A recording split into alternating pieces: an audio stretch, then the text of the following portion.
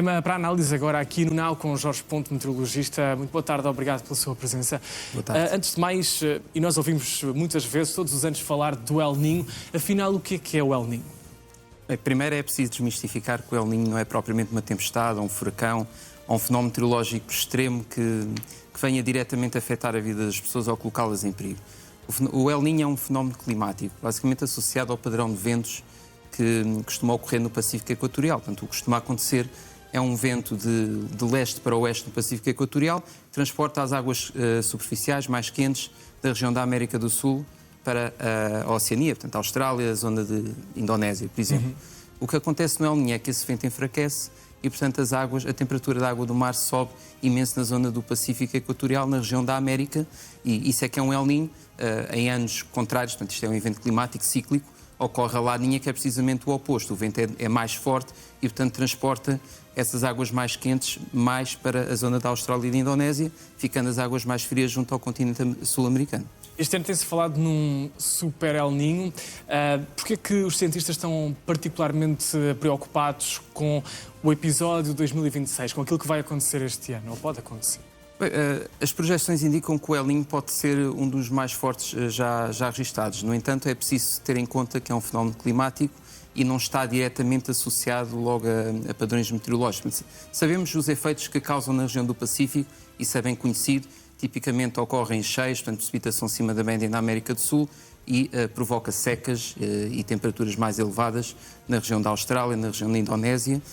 Mas, por exemplo, até diminui a frequência de ciclones tropicais na bacia do Atlântico, na zona das Caraíbas, aumenta em contrapartida noutros locais no Pacífico, mas, portanto, esses são os locais onde os fenómenos, portanto, as consequências de um El Niño são mais conhecidos. No resto do globo, particularmente na Europa, os efeitos ainda não são tão conhecidos, apesar de, naturalmente, em termos globais, na temperatura daquilo que é portanto, o planeta, a temperatura média do planeta, é superior, portanto, atingem-se picos mais frequentes em épocas de El Niño. Portanto, já percebemos que há aqui, de facto, zonas do planeta que ficam ou que são particularmente afetadas. Estava aqui a falar do Oceano Atlântico. O que é que podemos esperar para a Europa e, nomeadamente, para Portugal? Conseguimos sentir efeitos ou sentimos efeitos do El Niño aqui? É assim, naturalmente o padrão de El Niño, portanto, neste caso do ENSE, que é o padrão, o nome que se dá a esse padrão, se é El Niño ou Laninha, e é cíclico, naturalmente que afeta o clima de uma forma global, porque tudo está interligado, todos estes padrões estão interligados, mas os efeitos, tanto longe daquilo que é a zona do Pacífico, onde o El Niño realmente ocorre, a sua ligação é bastante mais complicada e complexa, até porque existem outros padrões em várias regiões do globo, outras circulações, fenómenos às vezes locais. Mudanças no clima português. É difícil prever. Eu vou dar um exemplo. Por exemplo, em 2016 um El Niño extremamente forte e depois o ano a seguir, normalmente isto tudo demora algum tempo a atmosfera a responder, principalmente em zonas mais afastadas. 2017 foi um ano de má memória para Portugal, porque houve uma seca, houve temperaturas muito elevadas e foi o ano dos grandes incêndios. No entanto, também houve um evento de El Niño significativo em 2023-24 e, no entanto, 2025 já foi um ano, até tivemos um inverno relativamente úmido. Portanto, as consequências não são assim tão claras como parece. Ou seja, o facto de haver um El Niño não é uma garantia por si só que vão existir fenómenos extremos em toda a parte. Há uma tendência, um aumento da probabilidade de existirem fenómenos extremos em algumas regiões do globo. Mas esse sinal é mais claro na região do Pacífico e não tanto na Europa. Claro que há uma tendência para haver um aumento da temperatura média global no planeta. Esse sinal é claro e é bastante conhecido. Portanto, por exemplo, a hipótese, a probabilidade de batermos recordes de temperatura, mesmo na Europa e em Portugal continental, é um bocadinho maior do que o normal.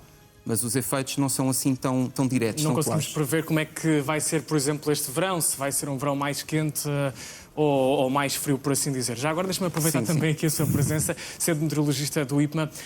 Esta semana vêm temperaturas elevadas, na casa dos 30 graus, ultrapassar os 30 graus em várias zonas do país. Antes de mais, isto é normal para esta altura do ano? Que previsões é que as pessoas podem esperar também agora para os próximos dias?